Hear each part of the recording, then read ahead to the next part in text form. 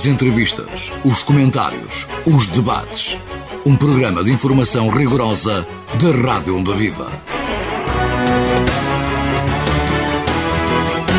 Boa tarde, bem-vindo a mais uma edição do programa Grande Entrevista na Rádio Onda Viva. Estamos em meados do mês de agosto, mês de férias para muitos, mas também de trabalho. É o caso, por exemplo, do nosso convidado desta semana, é o Presidente da Câmara Municipal da Trofa e que recentemente lançou a sua candidatura à liderança da distrital do PSD do Porto. É uma candidatura que pretende naturalmente vitoriosa e que vamos ter aqui tempo nesta edição para conversar. De resto, uma candidatura que reúne, por exemplo, apoios alargados de políticos daqui da região em que estamos diretamente mais envolvidos, da Póvoa de Varzim e de Vila de Conde, e que vai ser certamente um objetivo futuro de vida para Sérgio Humberto, ele que está no último mandato como Presidente da Câmara Municipal da Trofa. Já esteve connosco aqui nos estúdios da Onda Viva recentemente, regressa hoje novamente numa época de verão para conversarmos também sobre algumas iniciativas municipais, algumas delas até curiosamente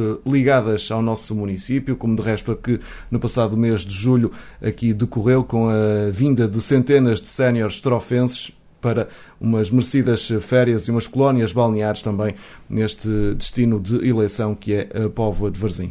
Agradeço então a Sérgio Humberto a disponibilidade para conversar connosco durante os próximos minutos. E Sérgio Humberto, começamos precisamente pelo mais recente. Já é um autarca atarefado.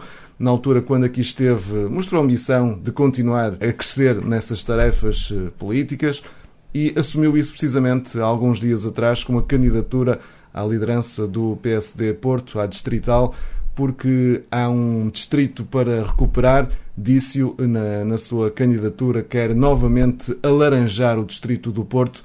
Foi isso que o motivou, depois de já ter conquistado a Trofa há uns anos, agora quer conquistar novamente o distrito para o PSD? Sim, antes de mais, obrigado. Uma vez mais, obrigado por esta oportunidade. É sempre um gosto estar aqui na Rádio Onda Viva e também cumprimentar todos os nossos ouvintes e desejar a todos, quem estiver de férias, umas excelentes férias e que São Pedro ajude no tempo.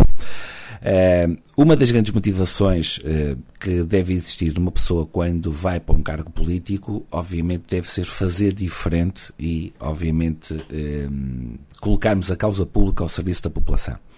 Acho que é isso que eu tento fazer todos os dias à frente da Câmara Municipal da Trofa e é isso que eu vou tentar fazer todos os dias, é esse compromisso que eu deixo de fazer em prol de um partido que é o PSD distrital, que é a maior distrital do país e que também pretendemos ser a melhor, que é esse o objetivo. Estávamos há pouco numa conversa informal anteriormente a isto e a motivação que deve gerir um político, e hoje que está muito em voga isto, deve ser claramente nós deixarmos um legado que seja, quer seja material, quer seja imaterial, nas funções públicas que nós desempenhamos. Portanto, eu amo aquilo que eu faço, de ser Presidente de Câmara, acho que dificilmente vou encontrar uma outra profissão. Nós somos pagos por aquilo que gostamos de fazer e amamos, portanto é um grande orgulho para mim, mas também, obviamente, um grande agradecimento àquilo que me possibilitou. Eu sou daquelas pessoas que eu penso, e estou a escrever um livro, não estou a escrever um livro para ser candidato à Comissão Política Nacional. Os meus objetivos são muito focados na distrital do PSD do Porto, que um político deve governar para gerações e não para eleições. É isso que deve acontecer. E eu, apresentando a candidatura, constituindo uma equipa válida, porque não vou trabalhar sozinho, nem faz sentido dessa forma, é trabalhar equipa, constituir uma equipa forte. O objetivo é fazer acontecer novamente uma revolução laranja no Distrito do Porto, que não tem acontecido nos últimos anos, infelizmente, e isto não é nenhuma crítica aos meus antecessores, bem pelo contrário, foi pelo contexto que tudo aconteceu, mesmo pelo facto de termos governado numa altura difícil da Troika, em que o Partido Socialista nos colocou, no fundo, em bancarrota, e era necessário, obviamente, implementar essas medidas. E, portanto, perante isso, o PSD saiu muito desgastado com este processo. Aliás, a história já nos diz, as 3 bancarrotas que nós tivemos foi o Partido Socialista, e quando foi preciso repor, teve que vir o PSD com o CDS para repor, no fundo, novamente as contas às direitas, com tudo certo, e credibilizar o país. A minha motivação, indo à Comissão Política Distrital do Porto, é mesmo isso, é unir o partido primeiro, porque em muitas áreas está fragmentado. Há conselhos sociologicamente social-democratas e que nós fomos perdendo câmaras ao longo dos tempos. E nós só estamos organizados internamente é que podemos prestar um bom serviço à população, quer seja na oposição, quer seja no poder. O melhor exemplo que eu posso dar é, por exemplo, quando estamos aqui na Póvoa de Varzim a gravar no estúdio, e sei que estamos essencialmente também a ser ouvidos pelas pessoas da Póvoa de Varzim e de Vila do Conde, é a excelência do trabalho que é desempenhado pela autarquia da Póvoa de Varzim, liderada pelo meu colega Aires Pereira. É isso que nós queremos implementar em todo o distrito. A social-democracia e sempre colocando as pessoas como foco das nossas políticas. Esse é o nosso objetivo. O segundo objetivo que nós temos é nós sermos mais uma voz do Norte, porque verdadeiramente é preciso vozes do Norte a lutar contra o centralismo do Terreiro do Paço. Aquilo que nós assistimos é que vemos, e aliás há membros do governo que são eles próprios a dizer, este é o governo mais centralista da história da nossa democracia. Hoje, um Presidente de Câmara precisa de ir a Lisboa negociar fundos comunitários, já não vai à CCDRN. Hoje, um Presidente de Câmara não vale a pena, por mais simpáticas que sejam as pessoas, de reunir com o delegado da DGEST ou de reunir com a ARS, que ficamos à espera 1 ano para sermos atendidos. E, portanto, nós temos que verdadeiramente, independentemente dos partidos, lutar contra este centralismo do Terreiro do Paço, porque verdadeiramente acontece uma coisa. Quando o Norte cresce, Portugal cresce. Quanto mais rico for o tecido privado e a classe média, mais rico é o país. Nós não queremos nivelar, como este governo, uma sociedade a ganhar todos o salário mínimo. O exemplo que lhe posso dar é este. As pessoas têm uma ideia que os funcionários públicos ganham muito dinheiro.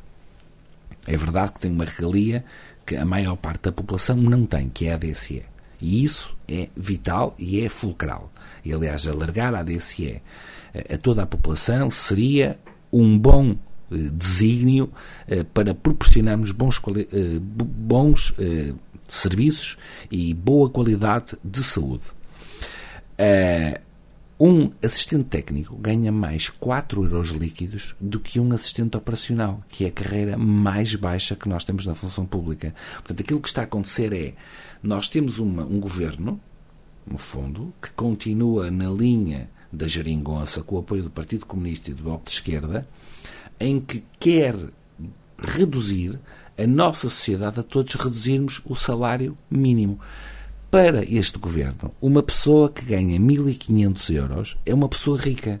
E a questão que eu deixo a todos que nos estão a ouvir é: uma pessoa que ganha 1.500 euros é uma pessoa rica em Portugal? Não é. Claro que não é.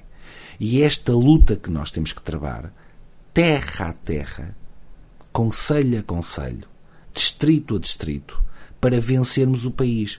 Portugal tem condições de ser um grande país do ponto de vista de desenvolvimento tecnológico, de investigação e desenvolvimento, de bons serviços, que nós o temos, já nos ajuda a nossa situação geográfica, já nos ajuda a nossa boa gastronomia, o nosso bom vinho, mas nós temos que olhar Portugal não como um território pequeno. Aqueles portugueses que dizem, não, mas Portugal é muito pequenino.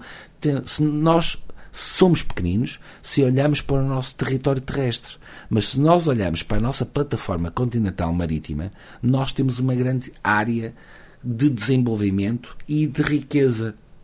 E, portanto, é nessa perspectiva que nós temos que olhar Portugal, e é nessa perspectiva que eu, como candidato à Câmara Municipal, à Comissão Política Distrital do Porto, temos que olhar para o Norte, olhar para o Distrito e olhar para o Norte como uma força motriz de um país que se quer cada vez mais desenvolvido e não na cauda da Europa como tem se instalado nos últimos tempos, infelizmente. Para esse objetivo de conquistar a distrital, naturalmente é preciso essa união de todos futura, mas também pré-candidatura neste caso, e fez esse trabalho, tem reunido com todas as concelhias, e são várias aqui no distrito, para tentar ter o máximo de apoio.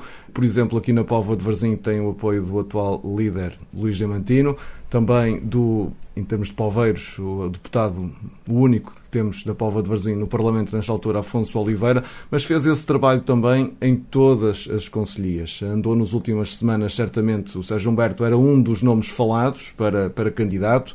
Vários nomes surgiram, até dada altura o próprio Aires Pereira surgiu também como nome ventilado a uma eventual candidatura. Entretanto, todo o partido se uniu em torno de si. O que é que fez para conseguir esta união que aparentemente lhe vai dar uma grande vitória no dia 24 de setembro nas eleições? Olha, eu antes de mais estou muito agradecido pelos apoios que as pessoas têm demonstrado, o que me tem dado mais responsabilidade, e é dessa forma que eu encaro. Mais responsabilidade para o trabalho que vamos ter que desenvolver nos próximos anos. Nós temos um foco principal que são as autárquicas.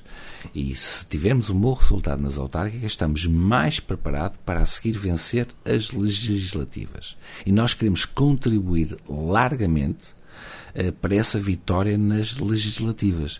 E, portanto, aquilo que nós temos que fazer é abrir o partido à sociedade civil. Hoje, infelizmente, nós temos um partido que é mais fácil abrir uma conta bancária do que ser militante do Partido Social Democrata. Houve pessoas que quiseram mingar o partido, começando pelo ex-presidente. Eu não tenho medo de dizer isto, é claramente que queremos um partido pequeno. Algumas pessoas queriam um partido pequeno.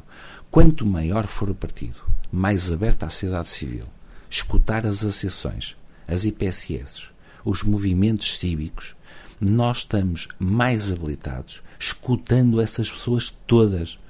Porque o problema é que os partidos muitas vezes se fecham no meio de 4 paredes num escritório.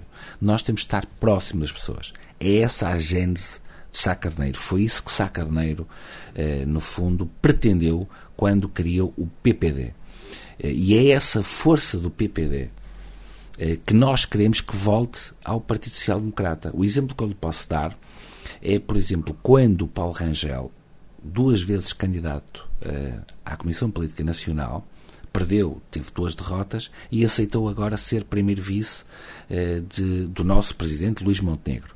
Isto acho que é aquilo que deve acontecer.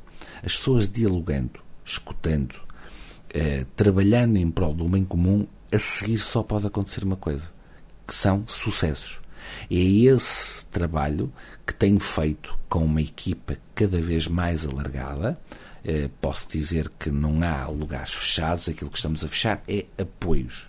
Apoios agregando o partido na sua globalidade, não deixando ninguém de fora. E um dos princípios também é este, que é, não pode haver conselhos de primeira nem de segunda. Todos os conselhos são importantes. E temos que olhar para os 18 concelhos do Distrito de Porto com essa importância. Diferentes, mas importantes.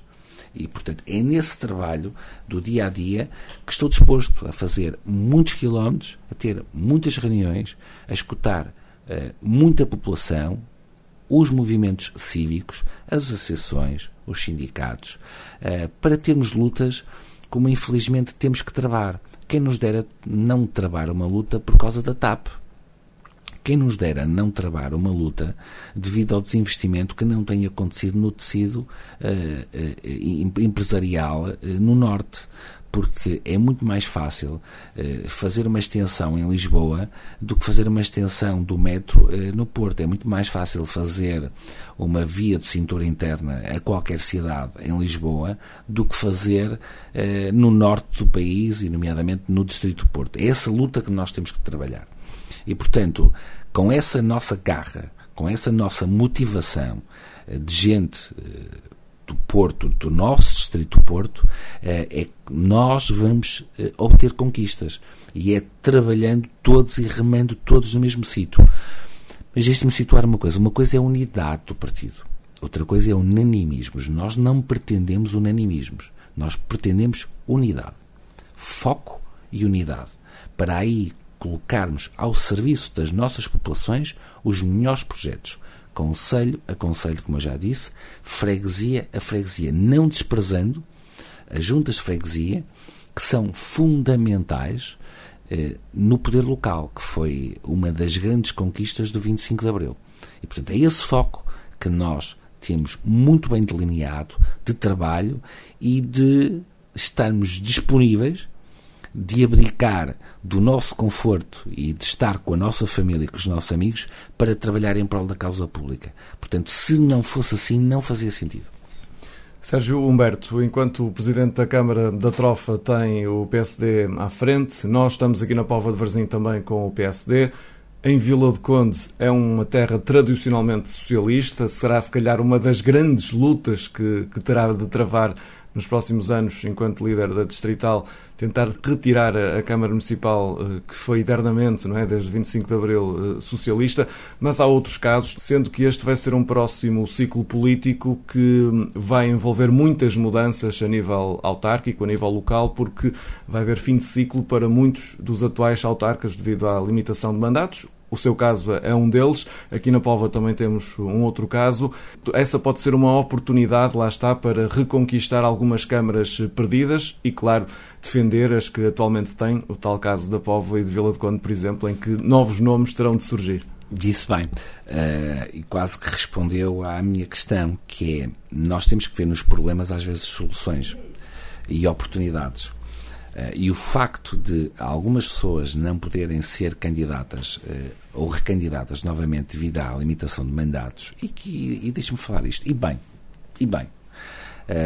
a questão da limitação de mandatos, eu concordo na íntegra. 12 anos, a questão é nós discutirmos se são 2 mandatos de 6 anos ou se deviam ser 3 mandatos de 5 anos. Eu acho que este ciclo está bem, obviamente que se devia ajustar. Eu sou muito mais a favor de termos 2 mandatos de 6 anos ou até 3 de 5 anos, porque 4 anos realmente parece que a gente sai de um ato eleitoral e está a entrar logo no outro, devido aos orçamentos que têm que ser planeados, porque as eleições são sempre no final de um ano civil, praticamente o orçamento está fechado pelo Executivo anterior, portanto no ano a seguir as políticas estão limitadas, e depois no ano anterior muita gente já está focado nas eleições. Nessa perspectiva nós temos desafios muito interessantes, como falou de Vila de Conde, que foi um município que nunca foi social-democrata desde do 25 de Abril, tal como Matosinhos, e portanto são desafios interessantíssimos, ainda por cima percebendo que o atual Presidente está em primeiro mandato, e deixe-me dizer isto, que são raros os casos em que uma pessoa ao final do primeiro mandato perde, mas aconteceu.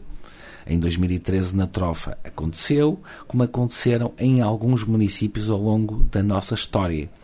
E portanto nós temos que olhar para a questão, para o problema, e apresentando as melhores pessoas e os melhores projetos. E deixar de lado os umbigos e os interesses pessoais. Se nós colocamos os interesses comuns daquilo que são as nossas populações vertidas do nosso projeto, do Partido Social Democrata, do nosso PPD-PST, aí nós melhoraremos os nossos resultados, mesmo podendo não ganhar num ou noutro concelho. Eu não vou dizer que nós vamos ganhar as 18 câmaras municipais e todas as juntas de freguesia e as assembleias municipais dentro de 3 anos e meio. Nós sabemos que isto é um objetivo tremendo, que não vai acontecer, infelizmente. Mas temos que olhar isto como nada impossível. Há muito trabalho a fazer. E nós, nos sítios onde estamos mais debilitados, onde temos que alargar mais o partido, envolver mais a sociedade, atrair mais pessoas, atrair mais jovens para a política, porque a política verdadeiramente mexe com o nosso dia-a-dia. Reparem bem que quando vocês estão a testar, quando nós estamos a testar um depósito de combustível, em 50 euros que nós estamos a colocar de gasóleo ou de gasolina, 31 euros é para impostos. Verdadeiramente 19 euros é o que nós estamos a colocar, já com o lucro das petrolíferas. E nós temos que indignar com isto. Aquilo que se está a passar hoje na energia é outro caso. Porque é que nós estamos a cobrar 23% de IVA na energia? Aqui o nosso país vizinho, ao lado de Espanha, baixou de 10% para 5%. Aquilo que se está a passar no gás é uma vergonha. E o Estado Central, que é esta máquina demolidora de dinheiro, continua com foco em Lisboa. E eu vou voltar a dizer isto. Eu não tenho nada contra os lisboetas. Eu tenho contra os alisbonados. São as pessoas do Norte que saíram do Norte, do Centro, do Algarve e das regiões autónomas e que se renderam ao lobby de Lisboa. E um político, ou uma característica que um político deve ter hoje, além de idoneidade, de trabalho, de profissionalismo, de dedicação, há uma característica que cada vez mais é fundamental, que se chama coragem. Nós temos de ter a consciência que nós nunca vamos agradar a toda a gente. Mas há duas coisas que nós temos que fazer. Nem Marquês de Pombal, depois do terremoto de Lisboa, quando ele projeta, no fundo, uma nova cidade, que hoje toda a gente lhe dá mérito por aquela visão que ele teve na altura, mas na altura ele foi muito contestado. E hoje olhamos para o passado e dizemos, ele foi um homem inteligentíssimo à frente dos seus tempos. E, portanto, é nesta perspectiva que nós temos que atuar. Porque se não tivermos com essa coragem, com essa motivação de tomar decisões, muitas vezes que não sejam unânimes e que sejam contestadas, mas que seja para o bem do nosso território, é aí que nós estamos a marcar a diferença. É aí que nós estamos a deixar um legado.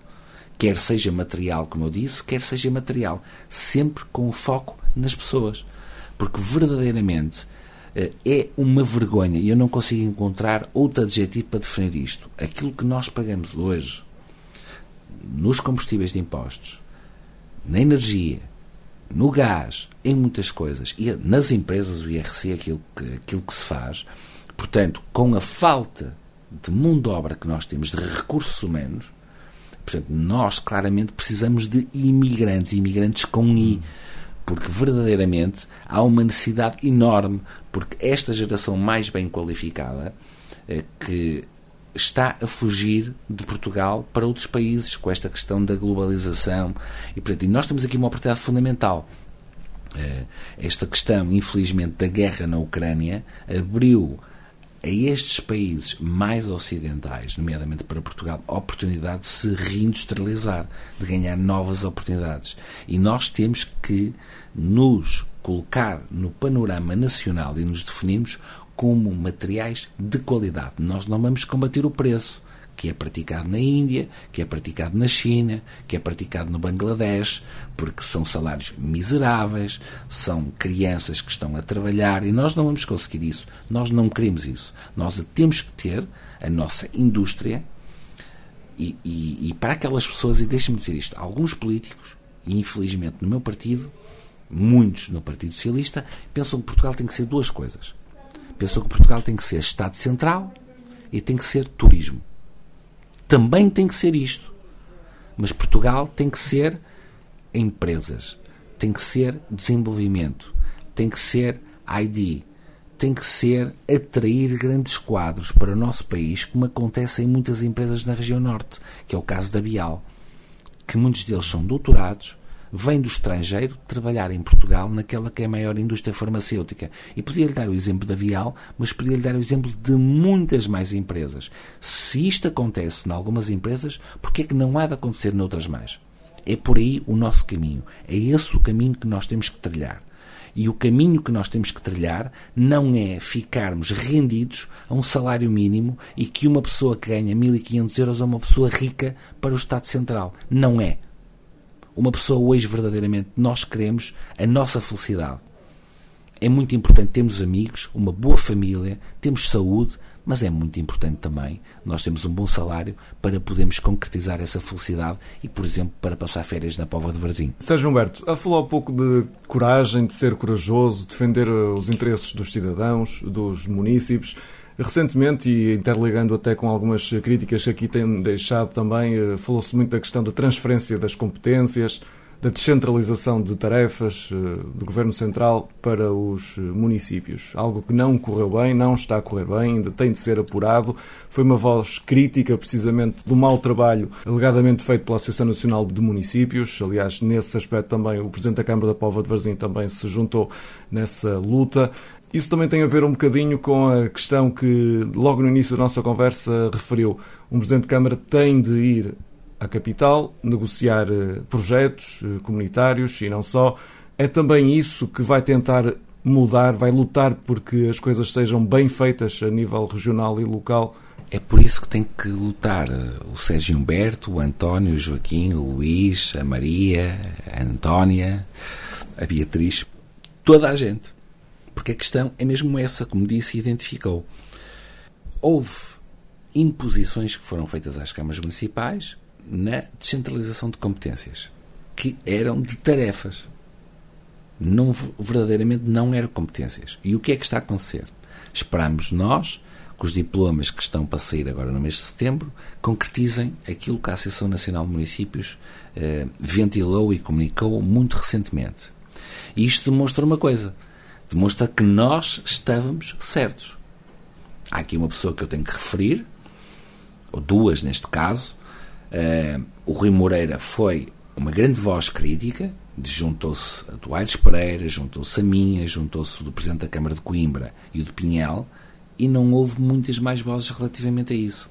O mais fácil para nós, para o Sérgio Humberto, para o Aires Pereira, para o Rui Moreira, era nós calar-nos e estarmos rendidos. Estávamos em último mandato. Faltam 3 anos e meio para terminar o mandato que a população nos conferiu. E podíamos dizer, não nos vamos chatear com isto. Se calhar, olha, os próximos que venham resolver. Não é esta a atitude que nós devemos ter. E fico triste quando alguns políticos de todos os partidos ficam rendidos a isto. Isto não pode acontecer. Nós temos que ter a consciência que os nossos cargos têm um final. E que nós, até o último minuto, até o último segundo, temos que trabalhar na defesa das nossas populações. Aquilo que, por exemplo, posso lhe dar o exemplo, em Vila do Conde, na Póvoa de Varzim, na Trofa, em todos os concelhos que nós temos de ter, aquilo que os presidentes de Câmara querem e estão disponíveis, como aconteceu no Covid. Deixem-me lembrar aqui a população, se não fossem as câmaras municipais a entrar no processo da luta contra a Covid-19, o processo não tinha corrido bem. Não foi só o vice-almirante com o BML. Foram as câmaras municipais que foram determinantes neste processo. Nós havíamos listagens que vinham da RS que iam ser enviadas mensagens a pessoas com mais de 130 anos. Porque, vamos ser sinceros, se fosse uma lista das finanças, esse mapa de dados estava corretíssimo. Mas como era da saúde, estava absolutamente obsoleto. E aqui a responsabilidade não é dos delegados de saúde, que muitos deles trabalhavam em computadores arcaicos e que nunca lhe foram dados meios. Isto é definido no Terreiro do Paço, como eu já lhe disse. E é preciso ser bem definido e é preciso ter a coragem de colocar aquelas pessoas que têm essa responsabilidade a trabalhar em prol de todos. Os lisboetas não são mais portugueses do que os poveiros, os costrofenses ou os vilacondenses. Nós temos as mesmas responsabilidades, temos os mesmos direitos e temos os mesmos deveres.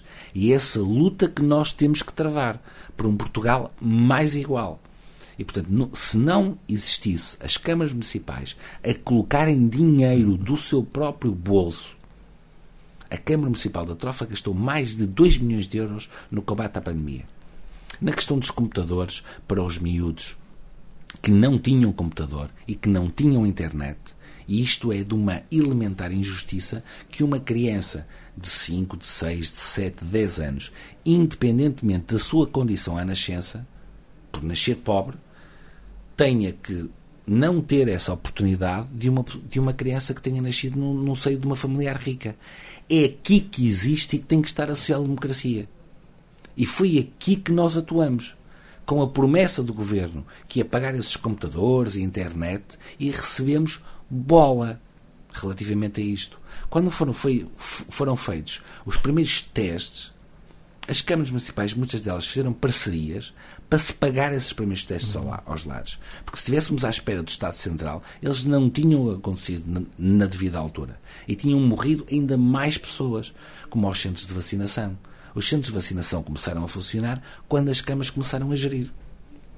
E este é o grande exemplo. Agora, vamos passar isto para a questão que me colocou. Nós queremos ter melhores serviços nos nossos centros de saúde. Nós temos centros de saúde obsoletos, decadentes, com muitas dificuldades, um quadro de pessoal envelhecido. Muitos desses centros de saúde precisam ter horários diferentes, precisam ter especialidades diferentes para não recorrerem ou entupirem as nossas urgências, que é um caos que nós estamos a viver. E deixe-me dizer isto.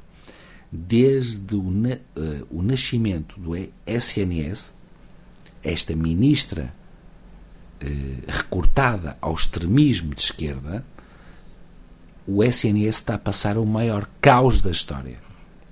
E isto deve-se a quê? Questões ideológicas. Porque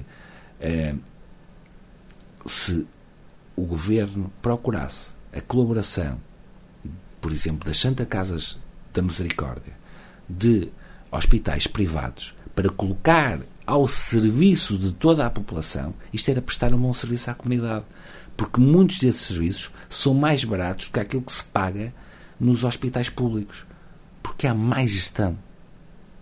E não tem a ver com a criar riqueza, porque são mais bem geridos. Como é que se acabou com a PPP do Hospital de Braga? Por questões ideológicas. E isto não pode acontecer. E nós, se olharmos para a Europa, praticamente o socialismo só governa em 2 países.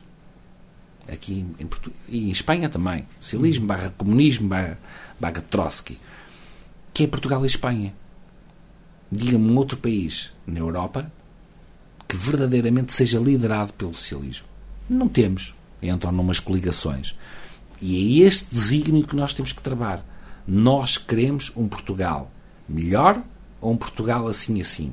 E eu acredito num Portugal muito melhor do que aquele que é hoje. Com mais capacidades para todos.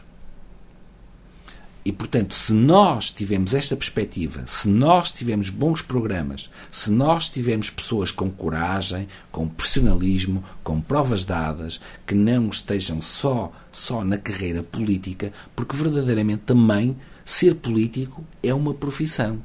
Ou se tem essa arte ou não se tem. É como, por exemplo, ser um membro da comunicação social. Não é jornalista quem quer. É preciso esse dom. Não é médico quem quer.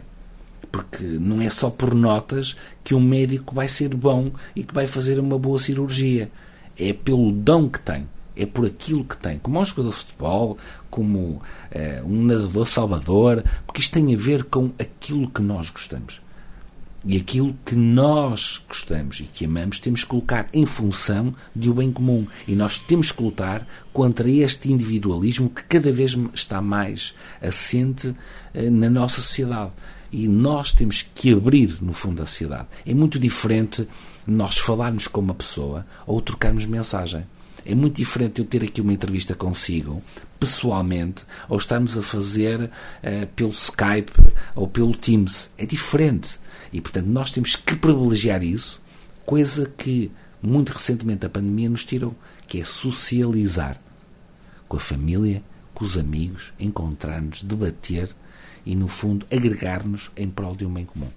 O bem comum que o Sérgio Humberto tem pela frente, naturalmente, nos próximos anos, partilhando essa futura vitória na distrital do PSD, será certamente os últimos 3 anos de autarca local no município da Trofa. É sobre esse município que vamos agora conversar também um bocadinho. Já são 2 mandatos, Sérgio Humberto, que está agora com esse primeiro ano praticamente a terminar. Creio que fez muito, ou terá feito muito pela Trofa em 9 anos, mas não tudo, se calhar, aquilo que queria. Aliás, nas entrelinhas já se percebeu que gostava que os mandatos fossem um bocadinho maiores para poder, por vezes, fazer projetos que, lá está, pensem nas tais gerações futuras e que, por vezes, o tempo não chega para os implementar. Mas agora, nestes próximos 3 anos, o que é que falta melhorar para os seus municípios? O que é que pode fazer a pensar, então, nos seus sucessores, nas pessoas que vão herdar muitas das suas políticas e daquilo que fez e está a fazer pela Trofa nesta altura? Olha, antes de mais, obrigado pela questão. Deixo aqui o convite a todos, e não é só para os trofenses, em especial, é também para os poveiros, para os vilacondenses, todas as pessoas que gostem da Trofa e que, obviamente, que sintam aqui a região norte. Nós vamos, no próximo dia 5 de novembro, inaugurar os Espaços de Conselho. Posso dizer já em primeira mão que estará presente para animar também e marcar essa cerimónia a nossa fadista, a Marisa, onde serão convidados muitos membros, obviamente o Presidente da República, membros do Governo, para estarem presentes e também Presidentes de Câmara. Somos o único município que não tem um edifício de espaços de conselho próprios e vamos passar a ter. Essa também é esse espaço físico é fundamental para, no fundo, a afirmação da nossa autonomia administrativa. 24 anos depois, vamos finalmente ter esse edifício que está projetado para o futuro, com muito futurismo, com questões práticas, obviamente, e aproveitando a oportunidade também de sermos os últimos de construir um edifício já a pensar nos próximos 100 anos. Acho que é isso que verdadeiramente nós conseguimos. Um edifício autossustentável, diferente do ponto de vista arquitetónico, e, portanto, as visitas que nós temos tido de pessoas até do ramo da arquitetura, que já tiveram a Universidade de Valência, já tiveram muita gente, portanto, nos confere esse orgulho de olharem para o edifício e dizer que está muito bem conseguido e projetado para o futuro. E, portanto, fica aqui o convite a todos os nossos ouvintes e as nossas ouvintes, no dia 5 de novembro, que é um sábado, ao final do dia, vai ser inaugurado finalmente o edifício de Espaços de Conselho. Vai ser um momento marcante, não só pela inauguração, mas por tudo aquilo que vai acontecer. E agora deixe-me deixar esse suspense para as pessoas também poderem lá estar. Vai ser um momento bonito e marcante, mas também fundamental para quem lá estiver, de se sentir orgulhoso com aquilo que vai acontecer e com o espetáculo que vai acontecer. Deixe-me dizer que há muita coisa a fazer na Trofa. Muita coisa mudou nos últimos 8 anos e meio, 9 anos, mas há muita coisa que ainda vai acontecer. E, como eu lhe disse anteriormente, vou trabalhar até o último dia como se fosse o primeiro. Há muito hábito de achar que os presidentes de Câmara que estão em último mandato, ou presidente de Junta, que no terceiro mandato relaxam. Não relaxam. E vai ficar até ao fim? Ou vai já sair para um eventual sucessor começar a entrar no terreno? Promete ficar até ao fim? Muito sinceramente, eu não penso nisso, porque ainda falta muito tempo. Faltam mais de 3 anos. 3 anos é uma eternidade. Uma semana na política às vezes muda muita coisa. Aliás, uma semana na vida de uma pessoa qualquer muda muita coisa. E, portanto, nós nunca podemos dizer nunca. O meu intuito é chegar até ao fim, porque há muito projeto para concretizar.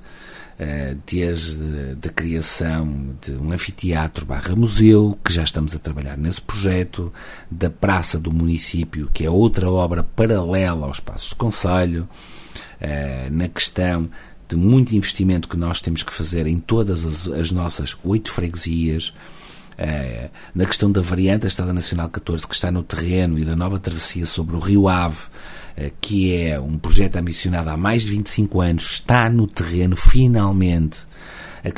Tenho uma questão determinante, que é o metro, que é uma luta também que já vem há 2 décadas e que estamos dificilmente a tentar fechar com o Governo. Espero eu que com este Ministro do Ambiente as coisas sejam bem diferentes e que seja reposta justiça para com aquela população e com aquela região, porque não tem questão só a Trofa, está a Maia e também porque a Trofa porque é uma das entradas na área metropolitana, na área norte, e com essa ligação. E, portanto, aquilo que lhe posso dizer é que hoje o município da Trofa, o Executivo, tem projetos muito bem definidos a lá longo, até 2032.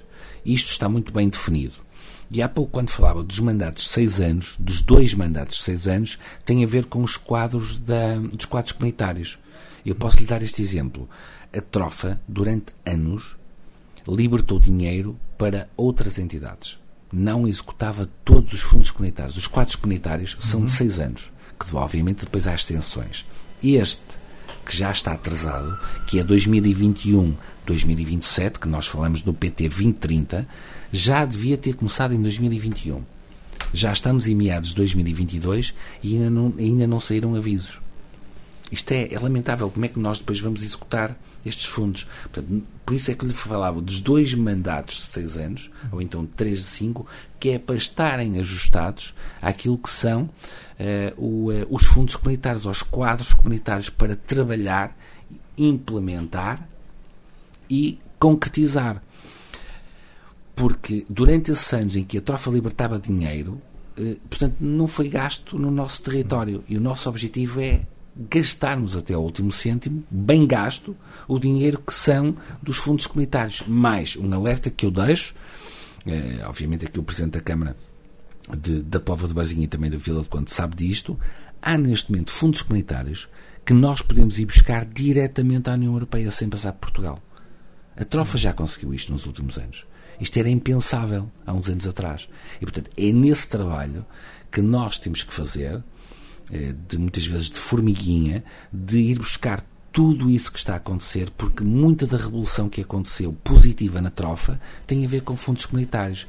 Porque como é que o município consegue reduzir dívida e conseguir ter um volume de obra? Hoje, o município da Trofa tem um volume de obra de 26 milhões da Câmara Municipal. Se eu juntar os 32 milhões de euros da variante, mais 10 que vai acontecer brevemente, mais 2 de um centro de saúde, o volume de obra é gigantesco. Mas a obra que acontece no território nacional é promovida essencialmente pelas autarquias. E se há desenvolvimento nos nossos territórios, tem sido à custa das câmaras municipais, essencialmente, e obviamente em parceria com as juntas de freguesia. E é esse trabalho que nós temos que fazer. Agora, como lhe disse, muitos objetivos para concretizar e outros para iniciar e para outros concretizar, porque todo um trabalho de uma equipa, o Sérgio Humberto vai sair, mas vai continuar uma equipa, porque o Sérgio Humberto sozinho não é absolutamente nada. Há uma equipa por trás a acompanhar, por trás não, ao lado, a acompanhar, que faz acontecer isso. E eu sinto muito orgulhoso de liderar essa equipa que tem feito uma transformação brutal naquilo que é o Conselho da Trofa. E já agora, esses próximos 3 anos, Sérgio Humberto, serão mais ou menos difíceis com o Presidente de Câmara da Trofa, como também Presidente do PSD Distrital do Porto? No relacionamento com, por exemplo, o Governo do Estado Central, acha que pode favorecer ou prejudicar? Ou vai ficar tudo na mesma? Não, tudo na mesma não fica de certeza absoluta. Eu estou convencido que com alguns membros do Governo as coisas vão ser tranquilas, vão perceber que cada um tem que fazer a sua parte e estamos em plena democracia e, portanto, temos que lutar todos os dias contra as autocracias. Aquilo que nós vemos hoje é que os países que são verdadeiramente democratas são muito menos do que aqueles que são autocratas ou em sistemas mistos. Eu não quero que Portugal seja uma China, eu não quero que Portugal seja uma Venezuela, eu não quero que Portugal seja uma Cuba, eu não quero que Portugal seja uma Hungria que está a retirar, no fundo, alguma liberdade às pessoas. Portanto, o único sistema político que eu acredito é na democracia. Portanto, dentro deste contexto, eu vejo um cenário difícil, primeiro, para a minha pessoa, que eu vou ter que me redobrar e continuar a fazer o meu trabalho enquanto Presidente de Câmara, enquanto Vice-Presidente da área metropolitana, e vou ter que fazer o meu trabalho enquanto Presidente Distrital, porque senão não me apresentava. Agora, pergunta-me, eu estou preparado para isso? Estou. É possível fazer esse bom trabalho? É. Rejeitei outros lugares, nos ASD, na Associação Nacional de Municípios, inclusive, porque nós não podemos agarrar todos os lugares. Onde a bola pincha, se nós agarramos todos, não fazemos nada bem, se tivermos muitos lugares. Portanto, nós temos que ter um foco. E o meu foco continua a ser a trofa, e agora tenho um novo foco. E que estou com uma vontade enorme, uma motivação enorme de trabalhar em prol do PPD-PST do Distrito do Porto. E trabalhar por estes nossos 18 concelhos. Se há um ou outro ministro que vamos ter algumas dificuldades e que podem encarar isto como um ato de vingança, vão esbarrar contra uma parede, porque a trofa e o distrito não pode perder com isso, e portanto essas pessoas têm que ser democratas e obviamente perceber o trabalho que é desenvolvido. Estamos preparados para isso tudo. Um cenário de legislativas antecipadas, acha que pode acontecer? Antes das autárquicas, neste caso, ou não? Eu ainda sou muito pouco crente relativamente a esse cenário. Já fui mais afirmativo. Disse que o governo tinha mais 4 anos e 3 meses para governar. Nós estamos a assistir a uma degradação total do governo. O governo liderado pelo primeiro-ministro António Costa está de costas voltadas para o país. Nós temos de ter a consciência que ele não tem um plano.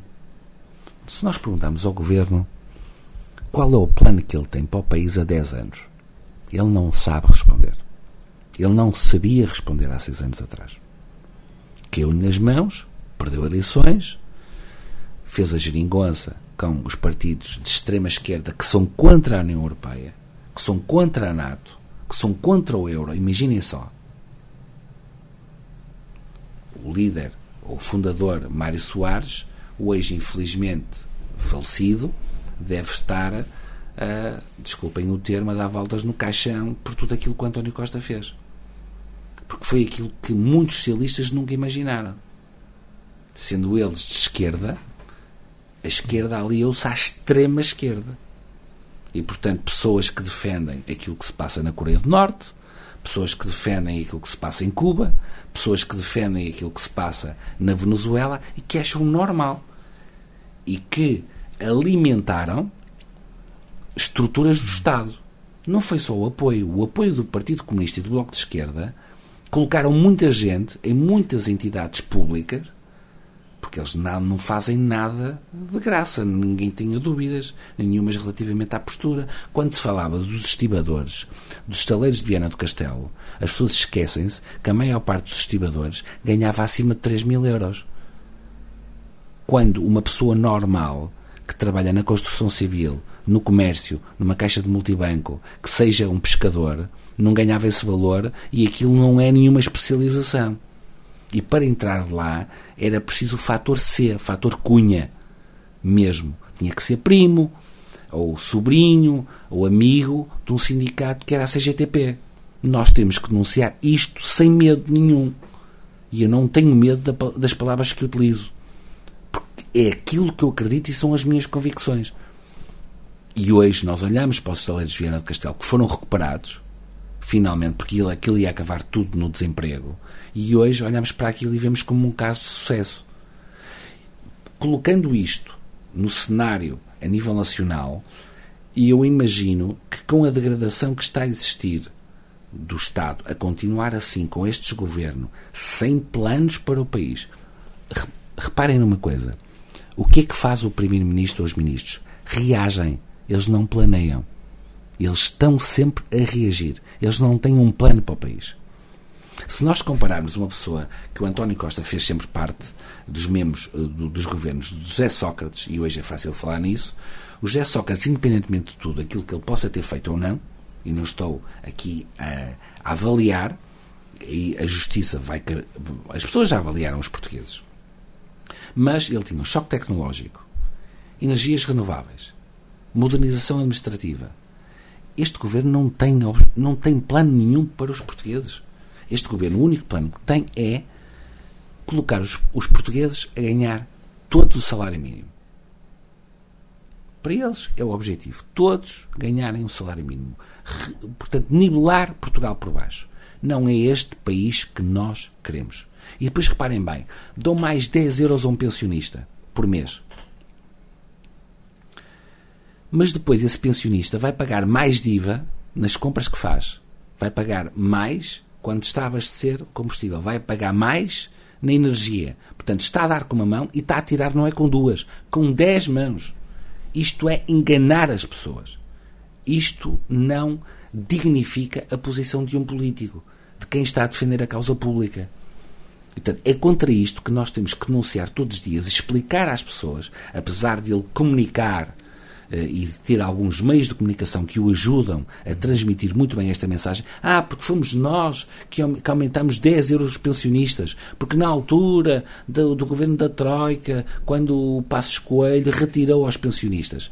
Eu também posso dizer que foi na altura do Cavaco Silva que as pessoas começaram a oferir o 14º salário. Porque o PST, na única altura, o PPD-PST, na altura quando governou num estado normal de coisas, foi entre 85 e 95, fez tudo aquilo de bom, foi quando Portugal cresceu mais. Porque o PST, nos últimos tempos, tem governado sempre em estado de crise. Ou seja, vem o Partido Socialista, desfaz, faz dívida, aumenta a dívida e coloca nódoas no nome de Portugal. Vem o PST, arruma a casa. Vem outra vez o Partido Socialista, desfaz, não sei o quê. É este o ciclo. O PPD-PST quer governar numa situação normal e quer colocar as pessoas no centro das nossas políticas.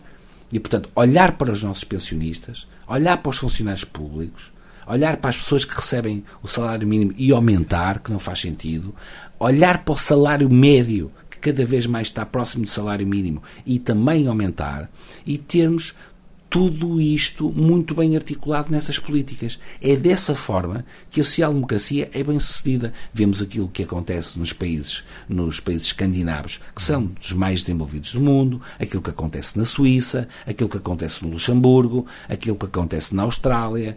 É isto que acontece. É isto que nós queremos para Portugal. Nós não queremos olhar para quem é mais pequeno do que nós ou mais fraco que nós, em que vive em piores condições. Nós queremos estar no grupo dos melhores. E Portugal tem todas as condições. Como já esteve lá, temos todas as condições de voltar a estar. E para isso é preciso políticos com coragem, sem complexos ideológicos e que não queiram dominar tudo aquilo que gere à sua volta.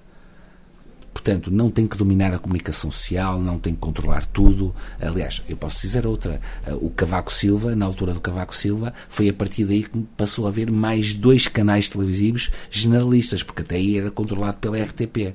Aqui, até está aqui a diversidade da comunicação e não controlar, no fundo, a comunicação que chega às pessoas. Portanto, tudo aquilo que tem acontecido tem sido políticas muito parecidas com aquilo que se passa na Venezuela ou na Coreia do Norte, e nós não podemos querer isto para o nosso Portugal. Estamos a chegar ao final desta entrevista com Sérgio Humberto, presidente do município de Trofa, candidato à liderança da Comissão Política Distrital do PSD do Porto. Mensagem final, é agora a oportunidade de Sérgio Humberto para se dirigir aos ouvintes da Onda Viva, muitos que estiveram atentos certamente a ouvir o que esteve a dizer nos últimos minutos. O que é que lhes quer dizer agora no fecho desta emissão? Uma mensagem de felicidade e de esperança. Primeiro, aproveitem as férias, gozem bem com a família, convivam com os amigos, que durante alguns anos fomos privados disto tudo. E depois de esperança, porque Portugal pode verdadeiramente ser aquele país que atrai riqueza e cria riqueza. E nessa perspectiva é deixar esta mensagem de esperança aos portugueses, que temos tudo nas nossas mãos para termos um país rico, que possibilite nós termos qualidade de vida. Aos nossos reformados, às nossas crianças, aos nossos jovens ter aqui o seu emprego perto da sua família, aos agregados familiares que possam ter mais filhos, e hoje a natalidade obviamente é um problema que nós temos em Portugal, dos maiores ou dos mais preocupantes no seio da União Europeia, e portanto é essa mensagem de esperança que, se nós olharmos para o todo e vermos as perspectivas e perspectivar aquilo que vai acontecer daqui a 5, daqui a 10, daqui a 15, nós temos que estar à frente dos outros. Temos que pensar primeiro que os outros. Temos que fazer aquilo que os outros não fizeram. E aí os portugueses e os lusitanos são muito bons e nós portugueses somos muito bons. Vamos fazer acontecer sem deixar ninguém para trás. Agradeço a Sérgio Humberto ter vindo aos estúdios da Onda Viva para mais uma edição do programa Grande Entrevista. Em nome de toda a rádio, desejo as maiores felicidades pessoais, políticas e naturalmente profissionais para este autarca. Também já foi professor, no fundo é a sua profissão natural, mas que vai naturalmente ter agora também novas ambições políticas a partir de finais de setembro, após as eleições na distrital do PSD Porto. Por hoje fica por aqui esta emissão. Nós prometemos regressar no próximo fim de semana com mais um convidado em destaque. Boa tarde e até à próxima. As entrevistas, os comentários, os debates. Um programa de informação rigorosa da Rádio Onda Viva.